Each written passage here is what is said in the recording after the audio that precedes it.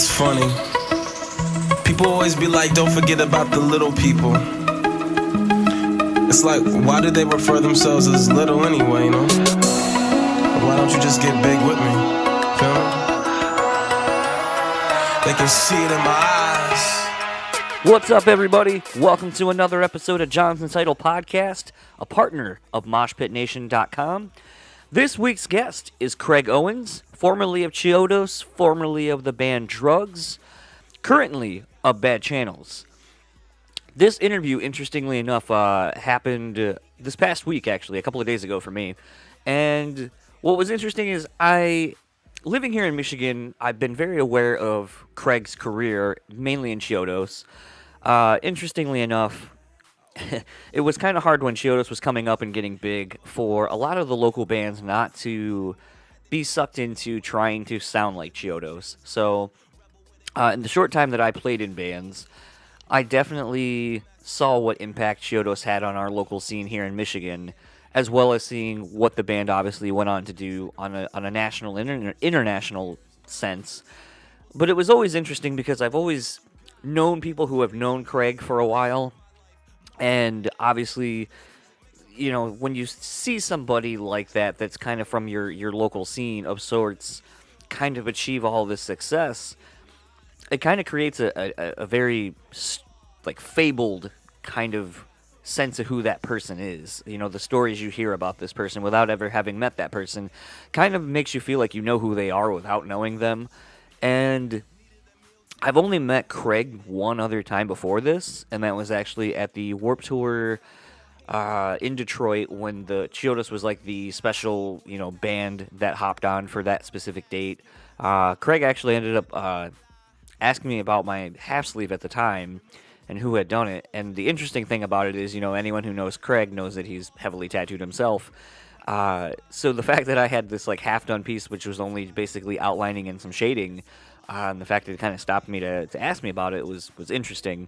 But I've always kind of remembered that because, you know, shortly thereafter he ended up having some issues and ended up leaving the band. And shortly thereafter, that's when, you know, Drugs started coming into play, as in the band.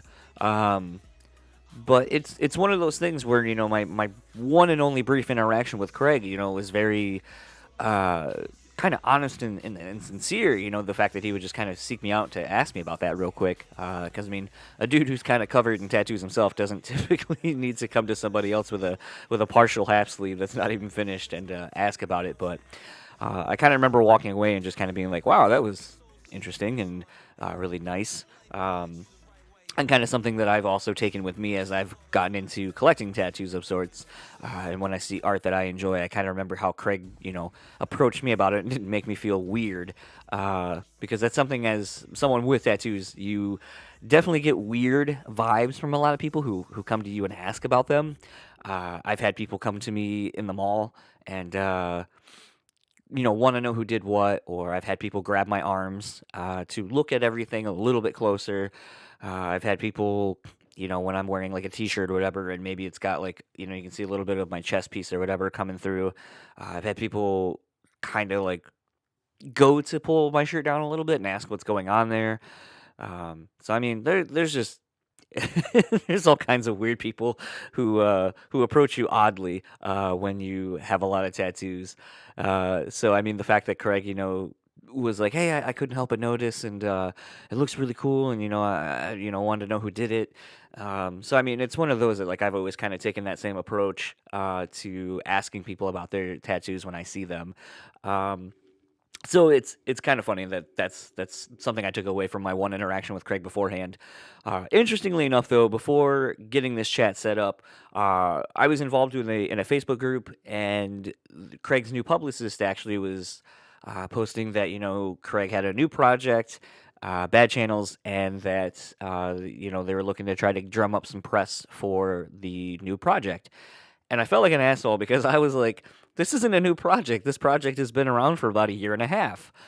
And I kind of realized that potentially with me living here in Michigan, like I said, and with having, you know, Craig was recording some of this stuff at Studio 37, which is owned by Matt Dalton, who runs, you know, ran, I should say. I don't think the festival is going to be going on anymore. But ran Dirt Fest. He owns a studio that gets in a lot of bigger clients, bigger name clients. I know like Amir has recorded there and so forth. But, it's one of those things like where if you follow Craig on Snapchat, Craig Blowens, by the way, which you'll hear the story about that in the interview, but that Craig has been kind of immersed in our local music scene between another friend that I know, between another person that I know owning a recording studio and Craig's laying down vocals in it and so forth. That I've just kind of been very aware of what Craig's been doing, even if it's more on a peripheral level, without me being actively engaged in what Craig has been doing with Bad Channels. And so I'm not sure how much of the knowledge I have on this project is because of me living here or the fact that I just kind of always follow band dudes into a lot of the different projects that they do. I kind of like a lot of different music, so sometimes when a band person splits off and does something different, and a lot of fans are like, "What the fuck is this? This sucks." I'm usually like, "Man, this record's awesome," and it kind of gives me more insight into who that person is as an artist.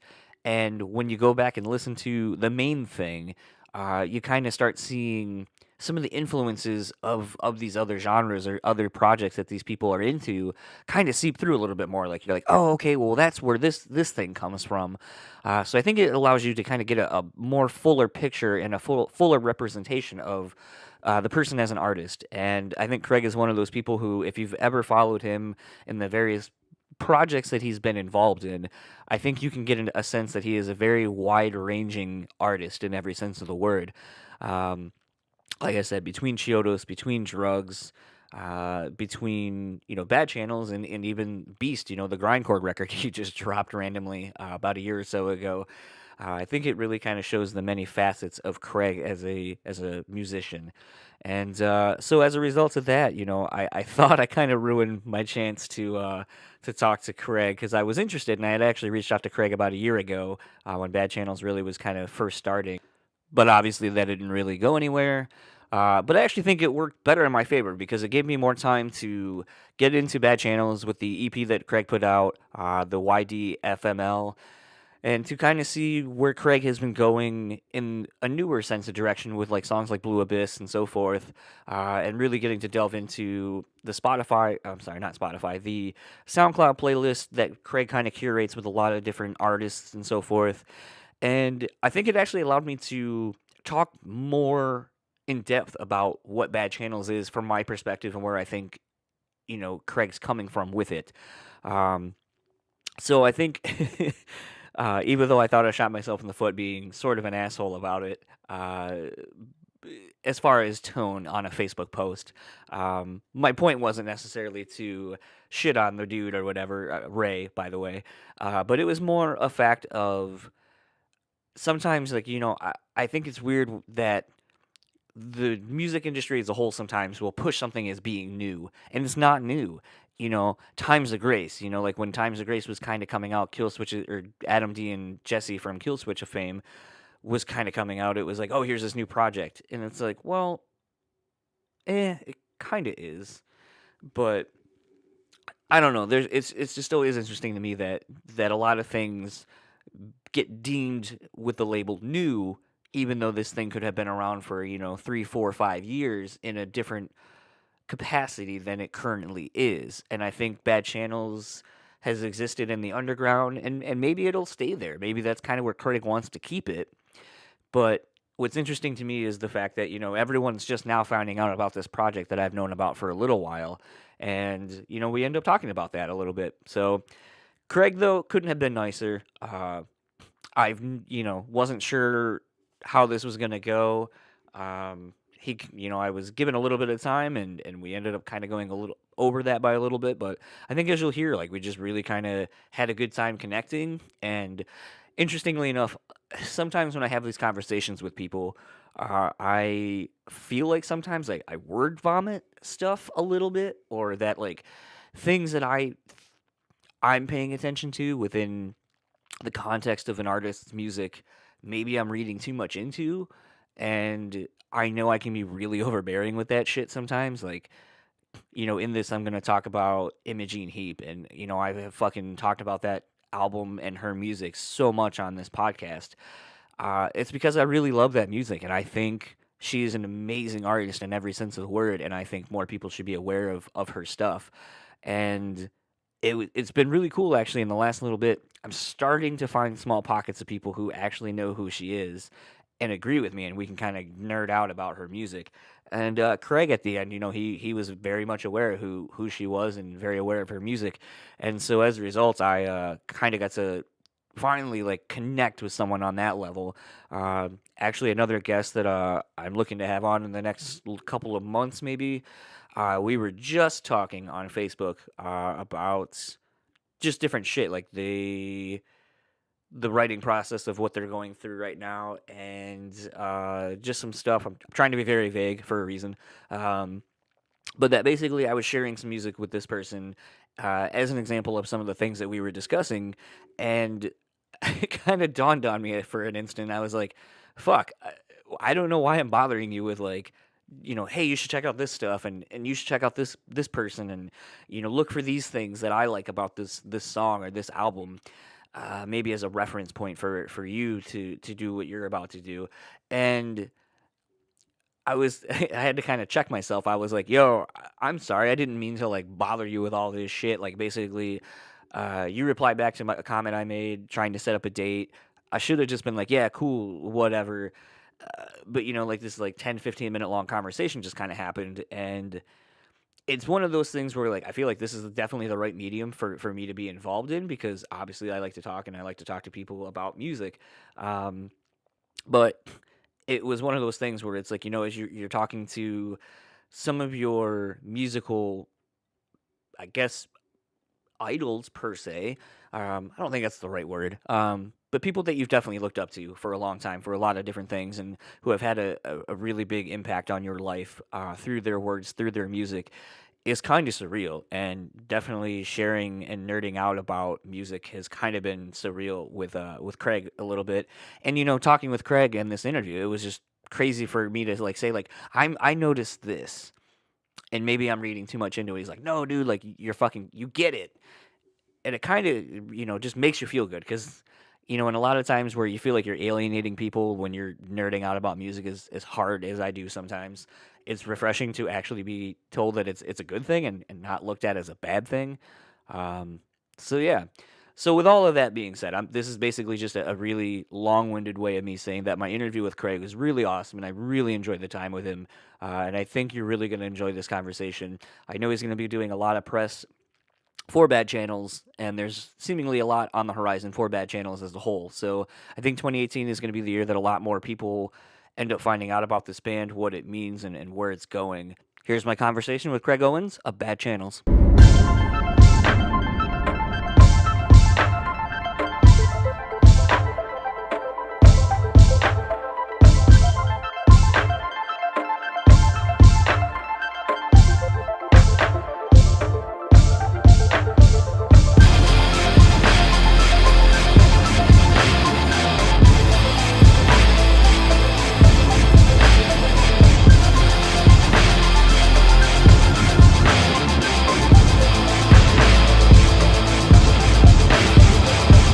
So I have the pleasure of talking with Craig Owens of BadxChannels and a slew of other projects. But if you know Craig Owens and you're listening for any reason, then mainly it's BadxChannels, and you already know about the other bands. How are you doing today, Craig?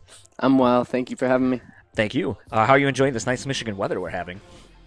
This is crazy. Actually, I forgot. I'm in Grand Rapids. I think from what I've seen, a lot of people, Detroit and Lansing, have actually gotten snow, and we have not. Oh, it's crazy. So is it really? It was like 60 degrees out yesterday, and I'm not even kidding. We've probably got 7 inches of snow right now. It started falling like in almost snowball form. They were so big, and now there's probably a good 7 inches. Shit. I know. I kept seeing everyone's Facebook updates and stuff, and I'm like, what the fuck's going on? Like, even like I said, people in Lansing, and I'm like, it's like 60 something here, about 58 or so, and it's nothing. So it's very weird. Yeah, very much Michigan. But yeah, so BadxChannels, it's it's being dubbed as a new project, and I felt kind of bad when your publicist actually put something in a Facebook group I'm in, and I was like, how is this a new project? Like, I've known about this for about a year and a half, it seems. And I kind of realized that sometimes with people like yourself who are kind of based here in Michigan and in the Michigan scene, that sometimes maybe we're a little more in on the project before it really is like on a bigger scale. So I guess for those who may not have known that this has been around for as long as as I have, how did this project come about? Well, it came about pretty naturally. There's no, rehearsed answer or anything. Very, very naturally, I guess. There were a lot of reasons that kind of drew me to it specifically. Mostly the modern sound design. Okay. I think the musicality and the delivery of, like, the voicing delivery, I guess, of singing. Right. The whole appeal was just kind of exciting to me and new, but to be honest, I don't really have, like, sit there and think of, like, a plan or a this or a that. A lot of the time when I sit down to write, I just write. And it makes sense because this is the style of music that I was predominantly listening to. And have been for quite some time. So when I sat down to write, it's no wonder that this is the sound that came out. What was kind of interesting to me is I kind of felt like maybe the writing was kind of on the wall when you started working with John Connor a little bit. Like kind of working in this kind of vein a little bit, like completely away from what you're known for. And to me, like when this came out and everyone that knew about it was like, "Whoa, this is so different." I was like, I kind of feel like, there was little hints kind of dropping, like, because I even think when you were talking about working with John, you had mentioned, like, this is kind of the avenue I really kind of want to go into, is stuff sort of like this, kind of different things musically than what you're used to seeing me do. So I kind of always felt like that was where kind of the beginning of this really started, sort of. Yeah, I wouldn't, I definitely think that you're pretty close there. John, definitely working with him definitely opened up my mind to different songwriting styles that I hadn't really come in close contact with before. And then not long after that, I started working with John and Dr. Dre, and the whole thing kind of evolved from there, and I started viewing songwriting, I guess, just a little bit different than I had previously. Previously, it was more about friends in a garage or a practice space. Right. And, you kind of build it up and do it together. When you get bigger, it becomes a studio, it becomes a brand. Yes. And anybody that knows me knows that I try to run from any sort of branding at all. Because I feel it's very limiting for an artist. And you can, you find yourself crowd-pleasing, you find yourself meandering because you don't know what it is you want to do. So I kind of try to chase everything as aggressively as I can. It's kind of funny you actually mentioned the working in a different realm when you're working with Dr. Dre and with John. Something I was going to ask this later on, but it kind of flows really good right now. Something that I've often wondered and have kind of said, because I have friends who are kind of in band realm as well as like the hip hop world itself. And I always kind of say, like, it's so interesting, the different avenues, because I feel like potentially with being a band, you got to get together, you got to write music, you got to go out and perform. And I don't know if like playing shows is the way to get fans, or if it's kind of going the hip hop route where you can like just sit in a fucking studio and create and create and create and create and like get more content out in a quicker manner, if that's the easier way to get further along in your career, or if it actually is harder because there's an oversaturation, I guess really in either realm. But I've often kind of wondered, with you being one of the few people I can think of who did it, being in a band, getting in a room with guys and creating, and then going to play shows, and then now kind of going down this road with BadxChannels of just creating content. Do you think that there's one way that's a little bit easier over the other, or do they both just kind of have their own similar pitfalls kind of as to how you can get your thing out there?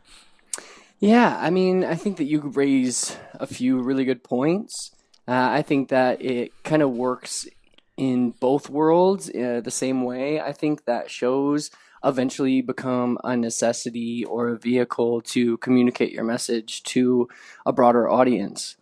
And I think that that's apparent in both worlds. I think that the rock leans itself a little more at earlier stages for success. Maybe when you haven't developed your sound quite as much or quite as far along as maybe you should be before you get in front of people and start communicating your, what it is that you're doing. Yeah.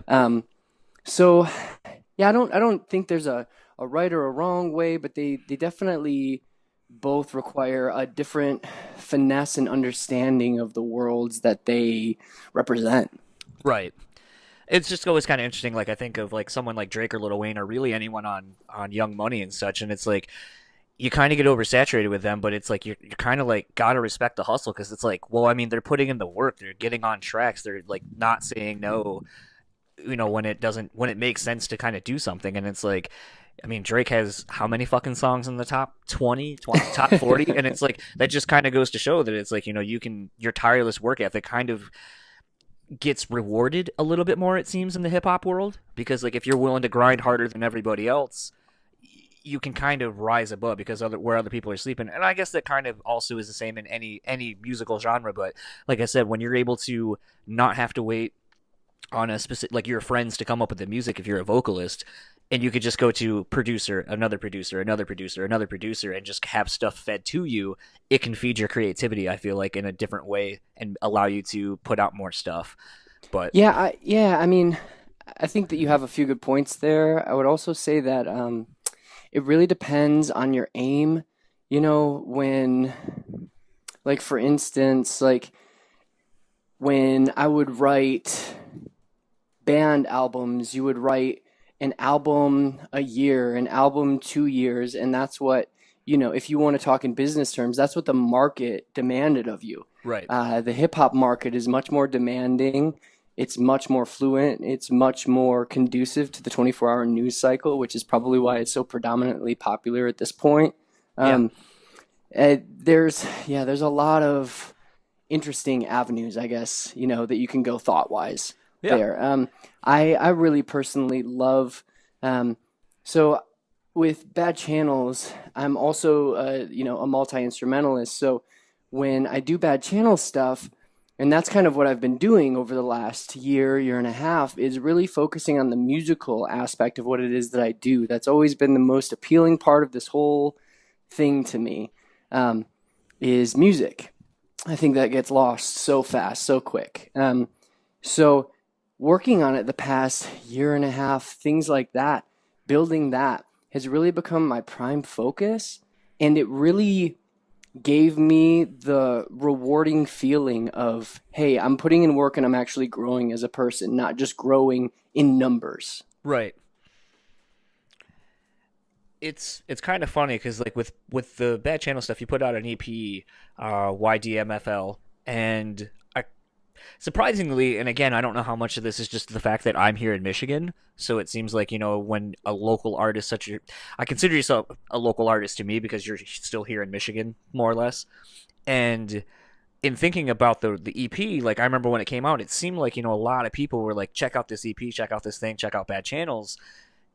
But it kind of seemed like friends I have that don't live here in Michigan kind of didn't even know it existed.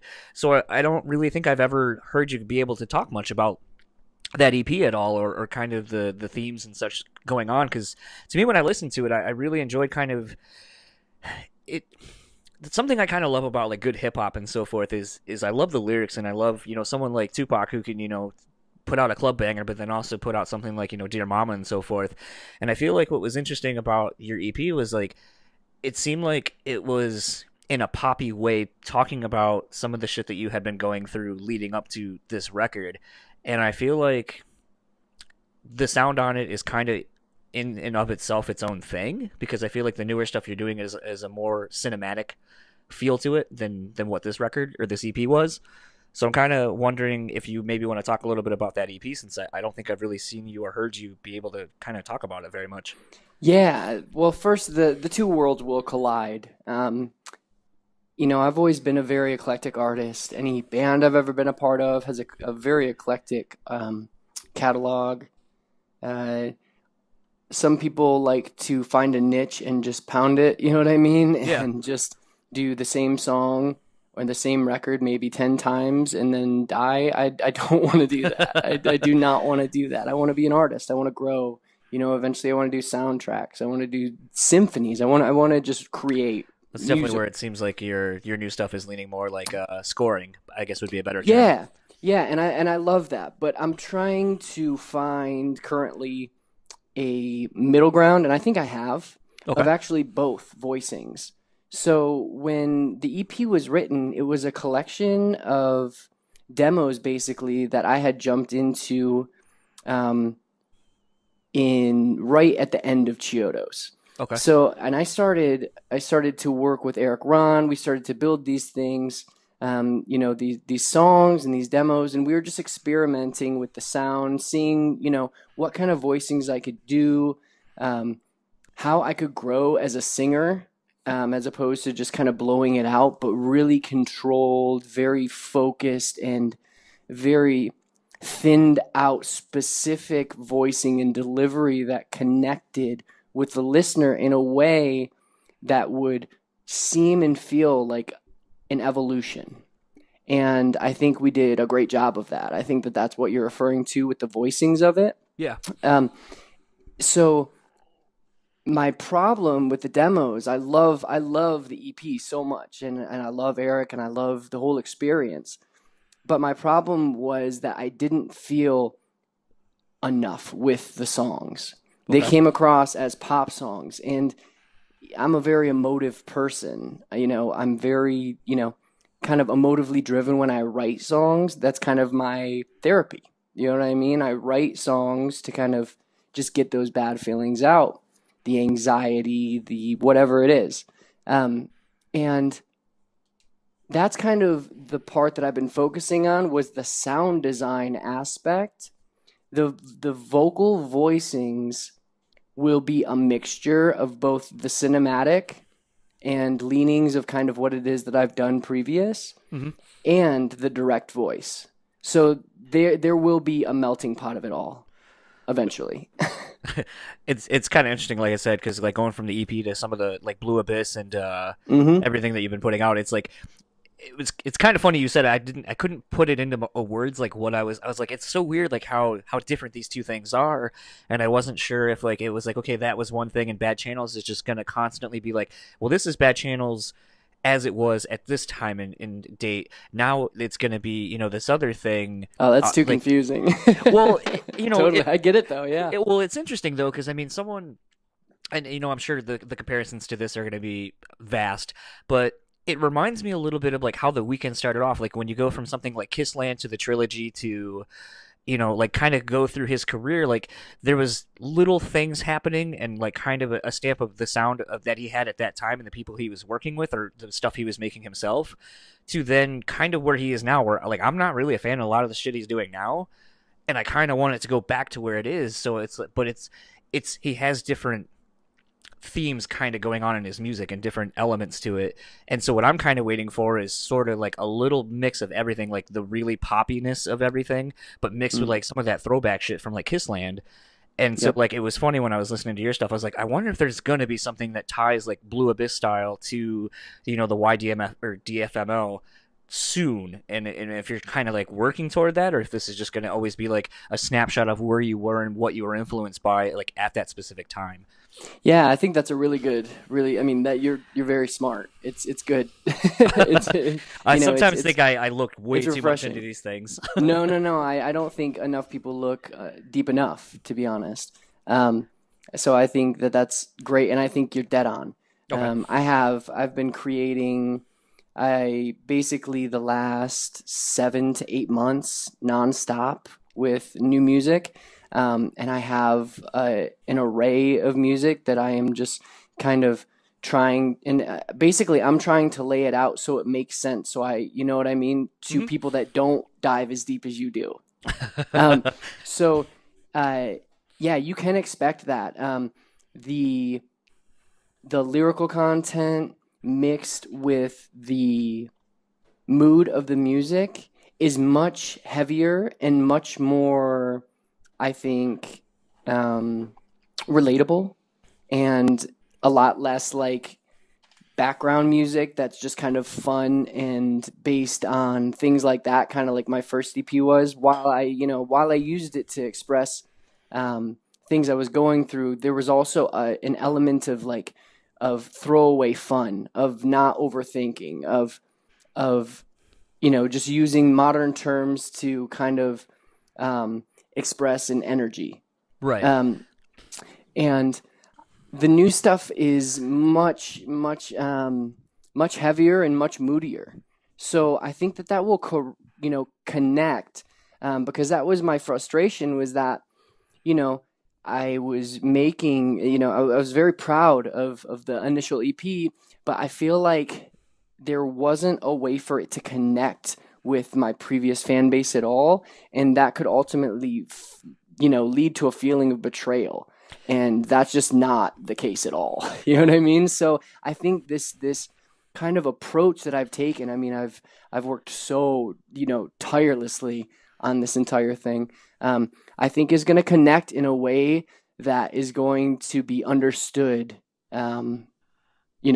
widely. I'm very excited about it. Well, it's kind of interesting you say that you're with the first EP that you were kind of thinking that maybe your fans wouldn't connect with it.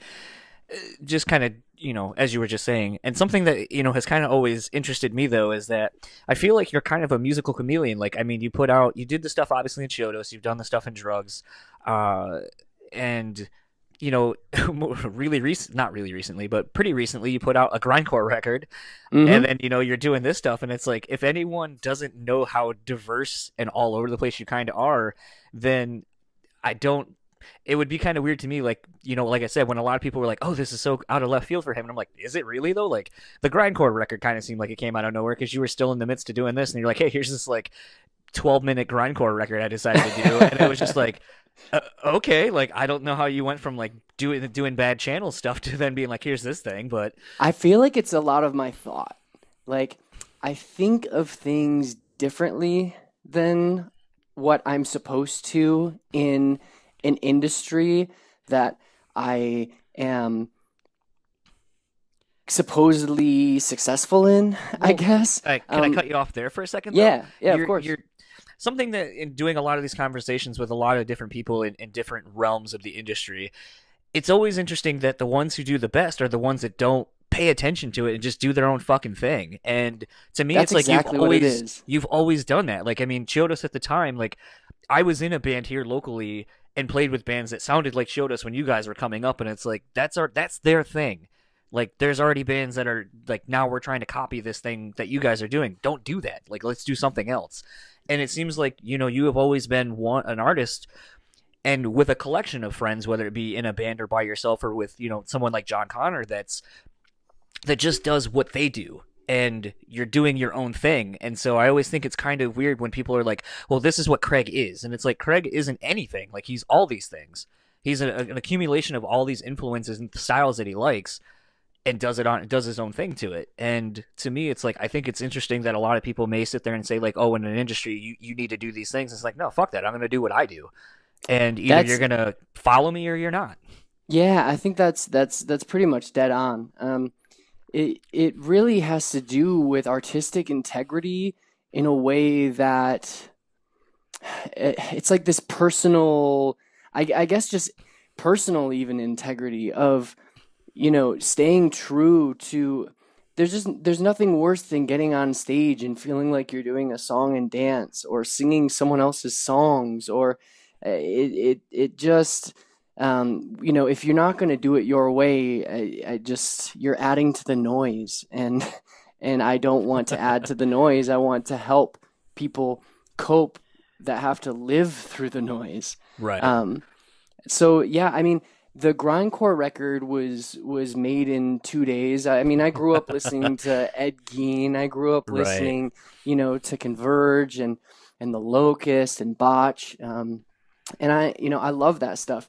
That was just my friend and I having fun, and it would have been a shame to not release it but just because it doesn't go with the narrative of a brand, Right. you know, I think that scares off some industry people that are just very afraid of selling a direct thing. So yeah, I think that the fact that you got it makes me feel hope that other people out there understand that if you're truly an artist and you succumb to that art, then you will find yourself in an eclectic field of work eventually.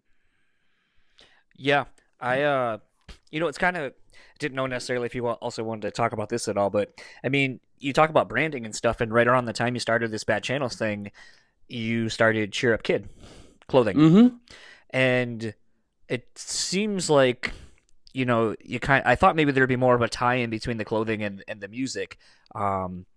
And I've kind of been pleasantly surprised that as of now, it doesn't seem like there's been much of a tie-in. So they are two separate entities. But what has been the process like of starting up your own clothing brand in a day and age kind of where a lot of musicians are kind of doing that? Like, what did you set out to do with yours, and what do you think separates what you're doing from anything else that is out there? Well, it's a very it's kind of a niche thing. It's based on kind of a streetwear vibe, Mm-hmm. and a lot of it has to do with repurposing and custom items. There's nothing that I hated more than going to a place and seeing someone that had the same shirt as I did, or when I was coming up, I would wear a shirt and then a friend would have the same shirt like a week later, or like at shows someone would wear, and it felt like it was taking my individuality away. Yeah. So it's just another art form to express individuality. Where do you see it going lately? I haven't seen you do because I know on Snapchat you were posting a lot of making a handful of things. You got yourself like a little press. That's actually what I work for a pretty big screen printing company that does shit for PacSun and Zoomies. So when you talk about people having the same shirt, we print 5,000 of them for people. Yeah, exactly. So Yeah, where do you see yourself going with that project this year? yeah. I think I'll just continue to make content. Like we work really hard at it. It's it's another form of expression, and I one of the main reasons I wanted to do Bad Channels in the first place was to take away the branding from my name specifically. Is The that thing why that you were I wearing signed, Is that why you the would wear the ski mask initially in the beginning to kind of literally take the face away from what people yes, may? that's Okay. exactly. I wanted to get to basically say goodbye to preconceptions. No preconceiving here. It's focus on the aesthetic, focus on the art, but don't focus so much on the character. You know what I Right. mean? Because there's a human being behind that character, I guess. And just the self parading in general is kind of a turnoff to me. So, but tying it back in with doing that with Bad Channels, it's kind of a way to just really express individuality and kind of communicate some of these specific feelings that maybe others can relate to. That's why I feel like the custom pieces with Cheer Up Kid kind of tie in so well with what it is that I'm doing. So a lot of the new stuff from Cheer Up Kid has Bad Channels quotes on it, different variations, interpretations of the art, and so on. And then kind of speaking a little bit more to a grassroots approach to when Bad Channels kind of came out, something I noticed you used to do again on your Snapchat, and I don't think I really have seen you do it in the last little bit, but it wouldn't surprise me with you working so much, is, you used to play these kind of secret shows and just kind of connect with your fans and do, I think they were pizza parties in the park or something like that. Now, I would literally so growing up, I heard rumors of Alkaline Trio playing parties for $200. And I thought that was the coolest thing in the world. And when I would sit down, me and some of the guys in Chiodos, Brad specifically, that was kind of like our aim. We just wanted to be able to perform for people in that kind of environment. So I just took it upon myself. I found myself on tour, and I've always kind of been, I try to make myself really available at shows. So I would always go out and I'd end up playing by the trailer with my acoustic or something. And what I loved about it was the connectivity that was present there. It was a direct way to share the song in its original form. A lot of the songs that I would play started out on the acoustic. So showing up and just hanging out, I would literally play. I played living rooms, parks, boardwalks. In Portland, I literally, in the hotel pool, had like my feet in the pool while everybody was around it. It's just a way to kind of communicate with people directly, and kind of cut out the business or the industry part. Right. And there's nothing worse than an acoustic show through monitors to me. It just doesn't. I don't think the instrument was. I think it's more organically created. Right. Do you see yourself maybe surprise releasing a like an acousticy, maybe singer-songwriter thing, like maybe like a City and Color-esque kind of thing down the road? Probably not. No. Probably not. No. Whenever I try to do that, it comes out folk and it comes out weird and it doesn't quite connect the way that I want to. Yeah, I only plan on doing BadxChannels stuff from here on out. If there are other projects or something like that, then it'll probably be one-off random fun things. Like for instance, I had recorded another Beast EP maybe last summer. Uh-huh. But stuff like that, and if it does, it shouldn't be taken too seriously. Right. It's more for an outlet and for fun, because I don't understand why more artists just don't make the records they want to make and release them. I'll never understand that. If you want to make art and you want to make music, then why aren't you always doing that? I think it's always been about the music for me, and I just really want, have always wanted to kind of be understood in that way. Right. Kind of speaking, last two questions and wrapping up. Yeah. Speaking to creating music, I think I had read somewhere that you create when you did, you worked at the Wonderland Avenue, and that place is just like steeped in history of all kinds. What's it like making music or creating something that has just its own vibe? And potentially, is there any other places that are like that, maybe that you would like to go work in and see like what inspired, like what you get inspired to do based on the vibe of the place itself? Yeah, absolutely. Well, first of all, I think that every single place you create finds a way into the creation. I think that you can hear everything. I think if you listen, I think that there's a reason that there are overtones of the Dayton family and Chiodos that are similar. Right.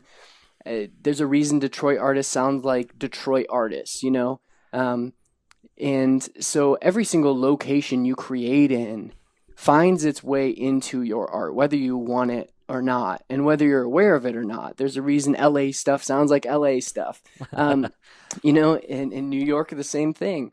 So I think it's very reflective of your surroundings. Art is a very sponge-like and then squeeze out kind of experience. And I think that Wonderland was the perfect place. I worked with my friend Elliot, 50 Grand, on that song, on Blue Abyss specifically, and we actually made an entire collection of music there. And you can hear the tones. It is fascinating to me how much the location of the place kind of influences the music. And as far as other places where I would enjoy doing that, I've always wanted to get like a cabin in Maine. and write or record something. Yeah, other than that, nothing sticks out to me specifically. It's usually those things present themselves, um, and present themselves in the right timing, and then you either act on it or or you don't, and you kind of miss out on an opportunity to kind of grow, I guess. Yeah, very interesting. I've always kind of wondered. Actually, a few people I've had on, we've talked about like working at the like Papa Roach at Dave Buckner when they was talking about the Paramore sessions that they did and all that kind of shit. So it's like we've kind of discussed a little bit about working in places that kind of are haunted or the vibe of the place and if it permeates into the music that you're currently making. So I figured I Hmm. would ask you about that. Yeah. Kind of I think if you speaking. hear Blue Abyss, if you listen to Blue Abyss, you can feel the energy. That's what it feels like to be on Wonderland Avenue in Laurel Canyon. Yeah. No, through. I mean, I have a pretty decent pair of headphones, and I was just kind of like, it's really eerie sounding. It's almost like you get like if you were to hear this like in a movie or whatever, you'd be like, ooh, there's something Yep, like back of the hairs on the back of my neck stood up. that's how I Um, felt the entire time. awesome. You were talking about kind of doing one-off things, if it presented itself or made sense for you, and kind of speaking to that, there's a video that surfaced in the last handful of months at this point of you when you performed at emo night.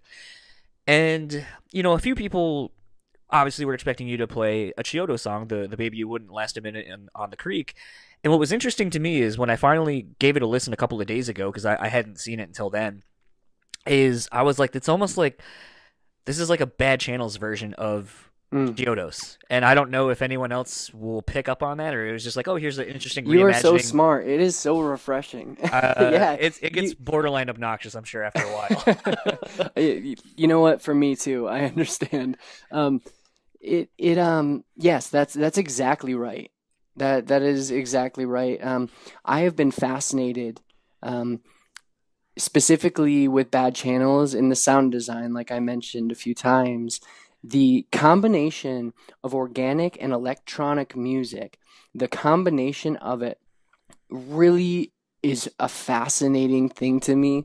The the and I've been searching for that perfect spot in between. And I feel like I keep getting close and keep getting close. So it definitely has that leaning to it, and it was definitely a hinting, of some sort. So I love that you caught up on it.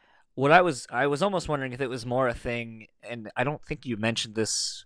I mean, it kind of picks up like as the song's starting, so maybe there's like a preamble to it, but I wasn't sure if the thing was like, okay, like a lot of people are here and they know me from Chiodos, so let me kind of get a new flavor on this song, and if people dig it, I'll be like, well, if you dig this. This is kind of what I'm doing now. Go check this shit out. And so I kind Yeah, of like almost like a promotional, like an easy way to like make it digestible for those who may not. If you were like, well, this is what I'm doing, and people be like, no, I don't know, think I'd like that. And it's like, well, did you like this? Yeah, I loved it. Okay, well, this is pretty much what I'm doing now, so you're gonna like this. yeah. I mean, I don't necessarily think of it in like the promotional No, aspect. no, I know. It was more the musicality aspect. I Yeah, think that there are a lot of kind of stereotypes when it comes to the avant-garde side of hip hop. Like, people like Kendrick get acclaim for the music being so eclectic, but there are also a lot of really, really talented hip hop producers and people just making kind of organic music. Um, so I wanted to communicate musicality. That right. was my goal with that performance was musicality. That it's not all about the the kind of image. That musicality really takes um, takes you. It can take you where it is that you need to go, to get fulfillment from, the set song that you're listening to, and for the reason that you are listening. I mean, that's our job as artists, is to make people feel, and that's kind of what the goal of that was to make them understand and feel the musicality and the message. And I feel like my friend Chaz, who's also an artist named Madoka. Okay. Um, he was the one playing piano. He really helped kind of bring that to life, and then the quartet did an amazing job. Actually, I kind of lied. I just came up with a question that I thought of when going through your It's all SoundCloud good. channel. Yeah. So, in listening to your SoundCloud channel or playlist or whatever you want to call it, I don't know what the exact term is, but Yeah, that's okay. it seems like you have done a really good job of curating not only your own music, but music that either it's almost like an artist collective. It feels like.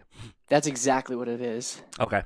That's why I love SoundCloud and I love that kind of music so much, is because it is a community. We share tricks, production tricks, we share musical tricks, we support each other, we post, each other's songs.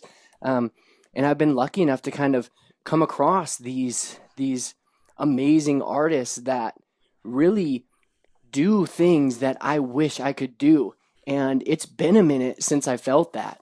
And it's very, very exciting to me to be able to work with them and get to know them. It's kind of like when I guess I first started out in a band and all of a sudden I started touring with idols, like people you grew up listening to.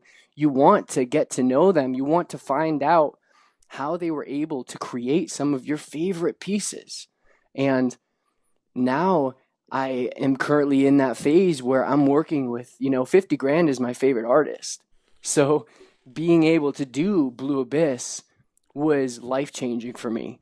And I mean that not in like a 6 months, I love this person way, but like, I mean, Elliot really showed me some things in music that I had been missing, this connectivity to it, this honest approach to it.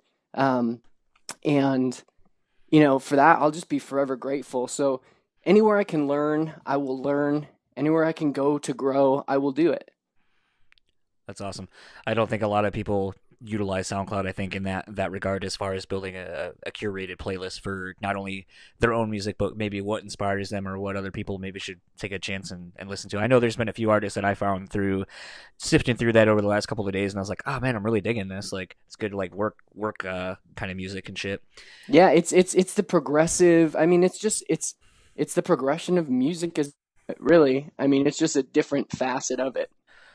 And then this is where I'll actually ask you the last two questions for sure. Yep. Socials, where can people find you, and actually plug your Snapchat, because I think unlike a lot of people, I think you actually do a good job of providing a different social media presence on there than most people typically do. Oh, thank you. Social media just stresses me out. I never know what to say. My life's never as perfect as people want it to. I never know what to do. So Instagram is just BadxChannels. That's kind of where I'm most active these days. Snapchat is Craig Blowens, which is a nickname that was given to me when I was like in like 6th grade as a joke. Actually from Brad from Chiodos. I called him Bradley Baloney, and he called me Craig Blowens. Then my Twitter is just my name, Craig Owens. And check out, I mean, I encourage people to get on SoundCloud and check it out, and that's BadxChannels as well. And then I always like to end these with a song. So what would you like me to end it out to, and maybe give a little explanation as to why you chose it? Yeah, let's do Don't Come and See Me. Okay. Don't Come and See Me was a almost a little bit of a witch house, a little bit of a Bjork inspired song that is basically me explaining my life at the moment of real life, kind of Dorian Gray experience of coping with the death of my youth and being born into adulthood. Yeah, I think we're about roughly the same age. And I say that all the fucking time on this podcast, but I definitely know there's been, like, if you've ever seen Inside Out, like, I remember having like a really like epiphany moment, like when have you seen that movie? Yeah, of course, yeah. So when Bing Bong, when he like realizes he has to give himself up, spoiler alert, and you're just like, fuck, that's like oh my god, that's like the loss of innocence and all this shit. And like I just kind of thought about like how profound in a kid's movie, like how profound this sentiment was, and I was like, fuck, god, this hits me in the feels right now. And I just like remember like kind of like getting all choked up about it, because I was like, man, like you don't think about these things, because like as you become older you know, you don't have the imagination you did and the pureness of being a child and so forth. And Not unless you work at it. Yeah, yeah, and so that movie, I made it. I feel like halfway like 3 times, and I just had to like like walk yeah, away and breathe. It was like too heavy. I'm like, I watch movies to like escape this part of my mind. Like this is too much. yeah, it was kind of a mind fuck, like my wife and I just looked over at her and I was like, she's gonna see me crying and be like, what a bitch. And then she was like, I had some like glassy eyed shit going. I was like, oh man, this is so I know, profound. hug What me. the fuck? Yeah. Well, Craig, thank you again for taking the time. Actually, I'm going to recommend this because I don't know if you're familiar with this person, but as I was listening to a lot of the stuff on your playlist and in general the Bad Channel stuff, I was thinking you might either really dig this person or you already know about him and fucking love him. But Imogene Heap. Oh yeah, I mean one of my biggest inspirations always. I think that's where the avant-garde inspiration Yes. comes Okay. from. It's like a mixture of that and my obsession with Radiohead and Johnny Greenwood and Bjork and James Blake and just just really good kind of almost borderline ethereal artists Yeah. that find a way to communicate directly yet still maintain the mood Yes. of what it is that they're trying to communicate. Yeah, I was just listening to the newer Imogene Heap record, and there's a song, I think it's like track 5 or 6 on it, and it literally is just her kind of like talking like stream of conscious, like about her day, like almost like to a spouse, and like, Yes. and you're just like, how is this so like amazing and so mundane at the same time? Like, I just, this is so brilliant. It's truth. The It's truth just so doesn't brilliant. have to be fancy in order for it to connect. And That's what's then- so beautiful about it. Yeah, and it's so funny because like I've told so many people about her, or mainly the Frau Frau record, like which I just saw came out on vinyl, and I think I missed my opportunity to get it, and people are like Frau Frau Imogene Heap, I'm not aware, and I'm like, oh my god, love do that. yourself, Yeah, I love do that yourself record. a favor and go. And then another one was actually Rachel Yamagata is another like artist I really have admired for a long time that I think if you're not familiar, she's kind of in that weird sort of in like the. I can think of a handful of artists that she reminds me of. Like, there's a song that goes very Fiona Apple-ish, One of my favorite artists ever. but I then love goes Fiona Apple. into a very poppy chorus out of nowhere, back into this like Fiona Apple, like moody, angsty verse. And you're Cool. just like, What's it called? the record I'm talking about is Rachel Yamagata. It's the album that I'm thinking of off the top of my head though is Happenstance. It's about 10 years old now. But That's awesome though. Yeah, it she's, doesn't. Music is timeless. and We she- we like to categorize it, but it isn't. It isn't categorized that easily. But it was kind of weird because I feel like you kind of tend to lean maybe more toward a female vocalist or ethereal style vocalist, and I think perhaps those would be two, if you weren't familiar with them already, too, that you might actually dig. Yeah, So, thank you very much. So That's since you awesome. gave me I some music, appreciate it. some new music I got into in the last couple of days, I thought I would reciprocate it and be like, "Yo, check That's these artists great. out." That's great, and keep spending time on like SoundCloud and listening to a lot of these like artists and producers. I think you'll find some really amazing up and coming people that are doing some pretty phenomenal stuff. Just out of their bedrooms. Yeah. Well, I mean, that's where I hosted my podcast because I was like, there's a collection of people, and perhaps maybe people will find it. So that was like my reasoning behind it. But it seems like a lot of people shit on SoundCloud, and I'm like, why? It's because of the preconceptions of some of the representatives that have come up. Right. I think, like you see the memes with basically SoundCloud everybody rappers. thinking, yeah, like Ronald McDonald is like, pretty much like what everybody thinks. But there are a lot of very, very talented artists that got their start there that are trying to cross over, but they get kind of categorized in that SoundCloud way. And it's a shame because they're really, really talented.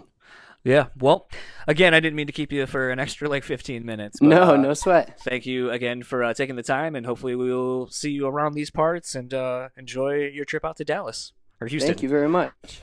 Yeah. Enjoy the rest of your night. Thank you. Bye. So that was my conversation with Craig Owens of Bad Channels.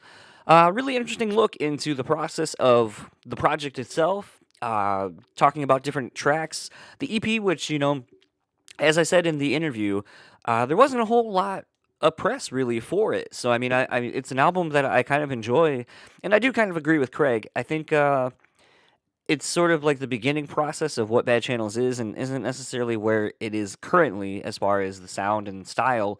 But I think what I'm looking forward to is figuring out how Craig can marry that sound from the EP to what he's been doing currently. And I think once he does that, I think you're going to get to have a really fun experience as a listener, being able to go to that first EP, going to what he's been doing now, finding that middle ground, and kind of just getting a really interesting, full on perspective of what Bad Channels is.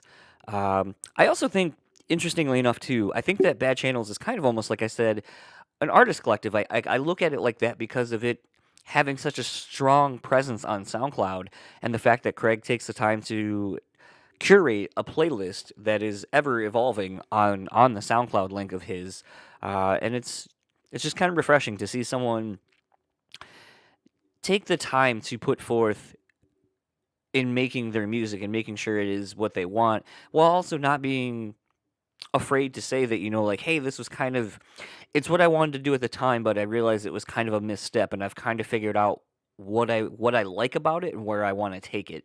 And even just admitting that, he's looking for the middle ground between the two and thinks he's found it, but he's still working on it. Because sometimes when you do these interviews or you read interviews with band people, they make it just sound so fucking effortless. Like, oh yeah, I just, it's just this sound is, the sound just came to be because I made it. And as someone who admittedly is a rather pedestrian musician myself, I've always kind of been in awe of people who are able to just apparently fart out great music. You're like, holy shit! Like, how do you fucking do this? One of my old roommates was that way. He would write a full song, and you're like, damn, the hooks on that, like, just musically, no vocals, no nothing, are just insane. Like, holy shit! Like, this is heavy. It's got heavy parts. It's got hooky parts. Like, it's just really good.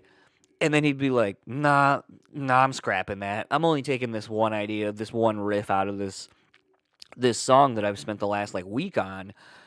Yeah, I'm just going to scrap it and start over. And it's like, to see, like, people that talented, it kind of fucking sucks, because you're like, I struggle to, like, write anything. Like, maybe, like, a 3-chord riff that, like, sounds cool and whatever. Like, I might spend, like, a month fucking just going back and forth with something. And it's one of those things, like, when you see people who are just innately that talented, it kind of pisses you off.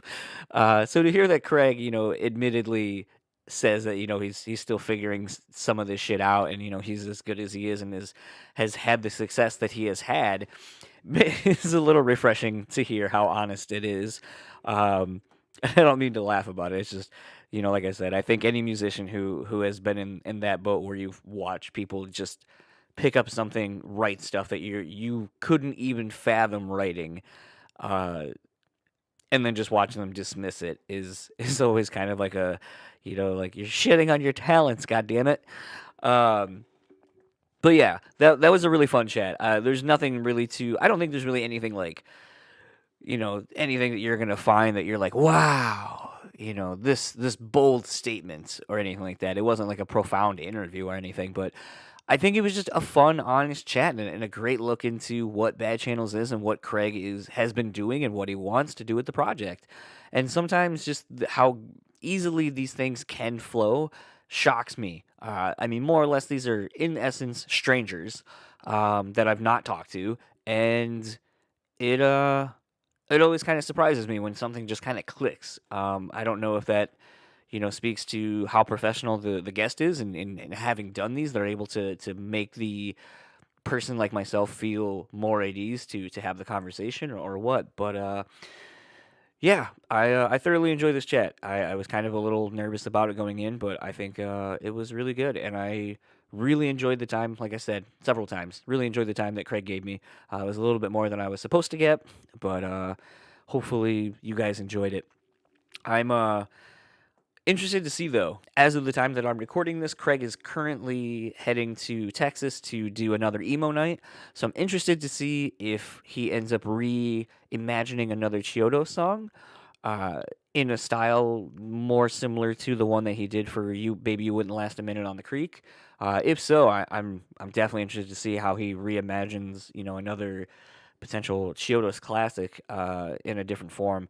I always think it's great when artists are able to take something that's so well known in their catalog of music and strip it down and rearrange it to be a completely different animal, almost in some instances more vulnerable.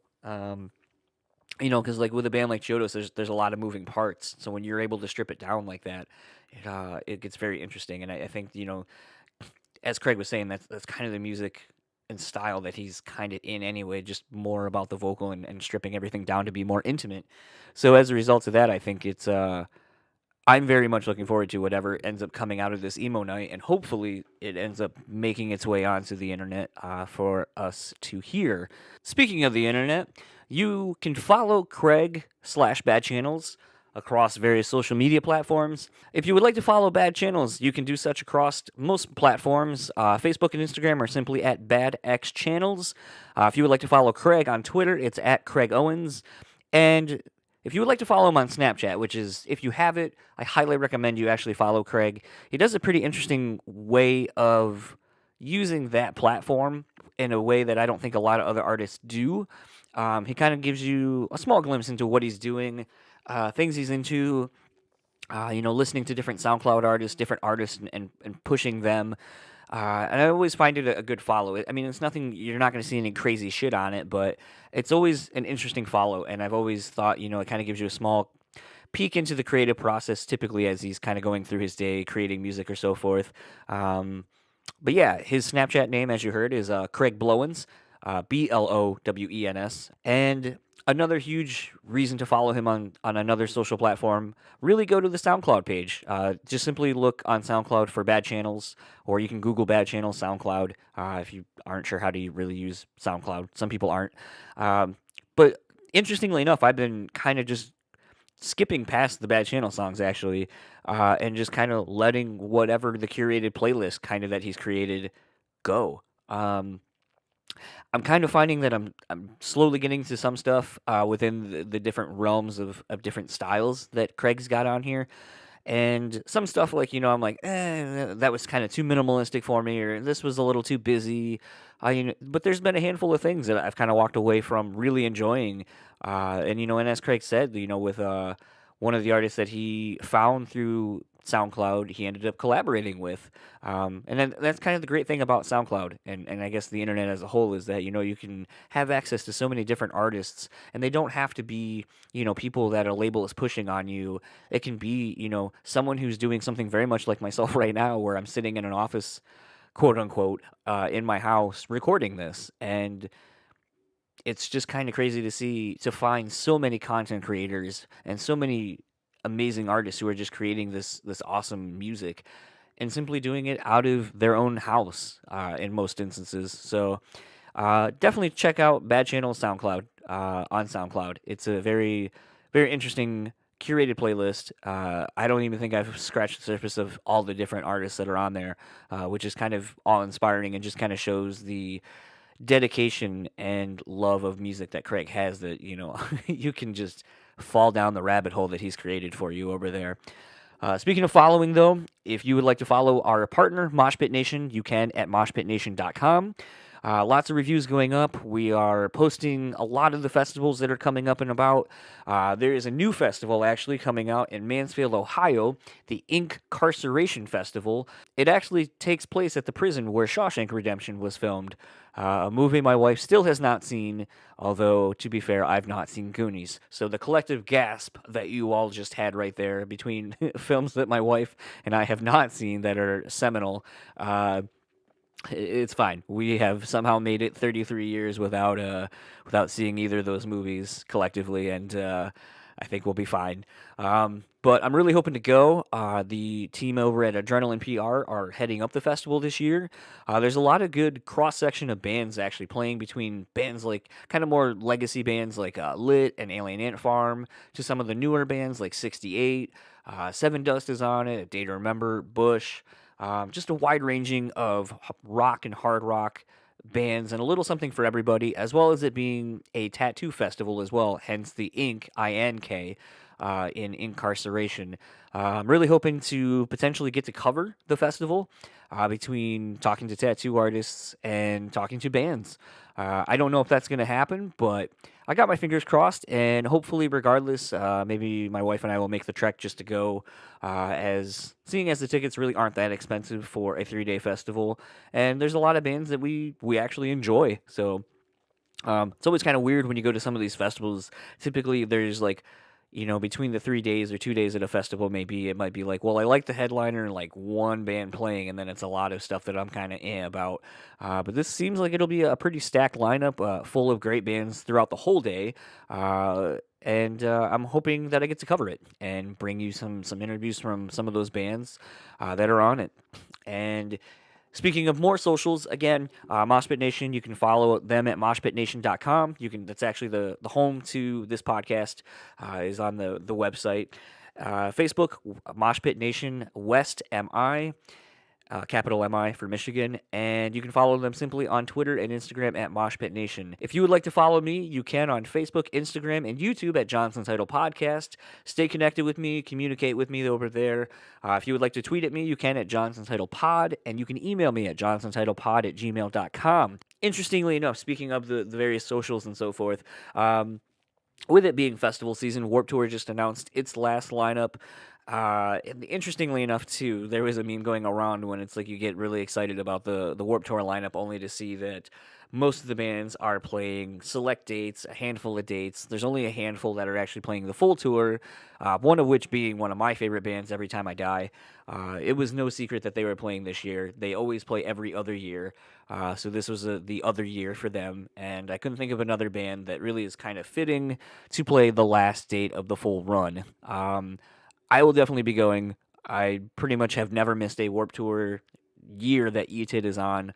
The last handful of years, my wife and I have just gone in general, and actually, I think the more fun thing we did was this past year when we went to out of state to go see it, and we're eyeballing doing the same this year just because it kind of creates a different vibe and so forth. I think this is going to be an interesting year. I'm interested to see if some of the people who went to the earlier Warped Tours kind of come out of the woodwork, and you're going to see a lot more older fans coming out, as well as the younger kids that always permeate the grounds where the Warped Tour takes place.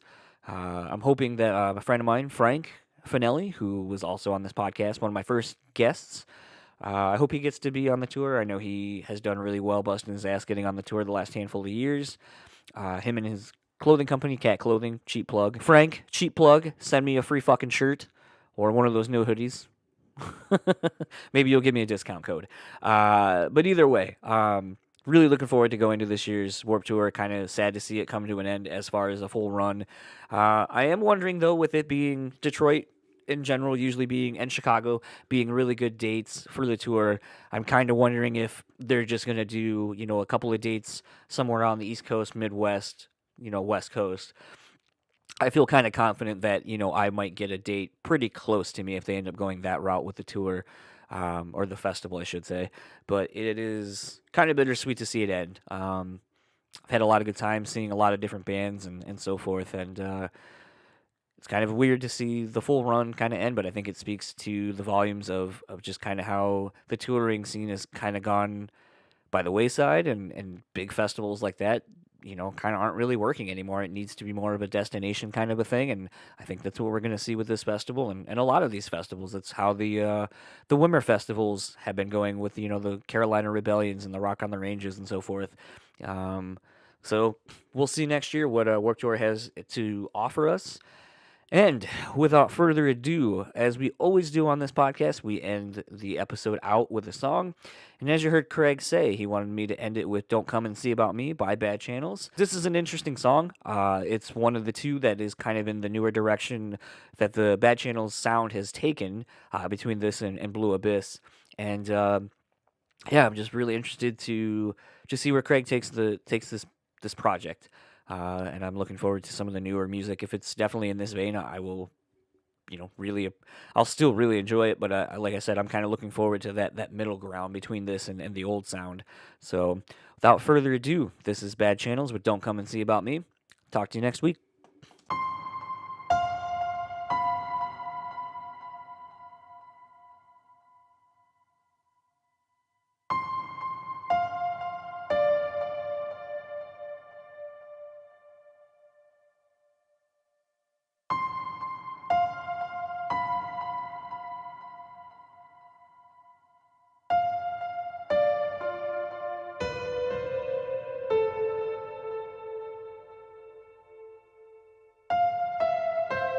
I told you not to come.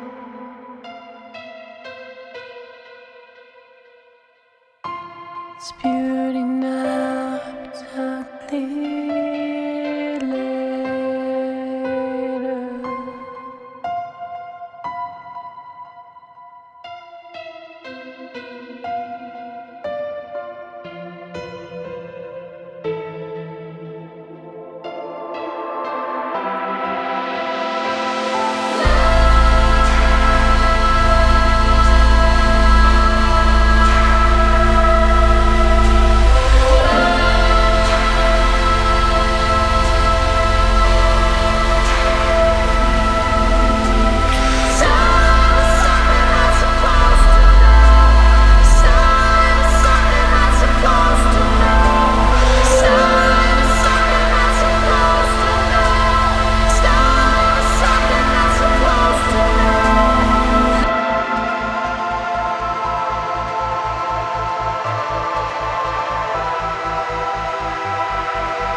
Loneliest I've ever seen. You mustn't tell anyone.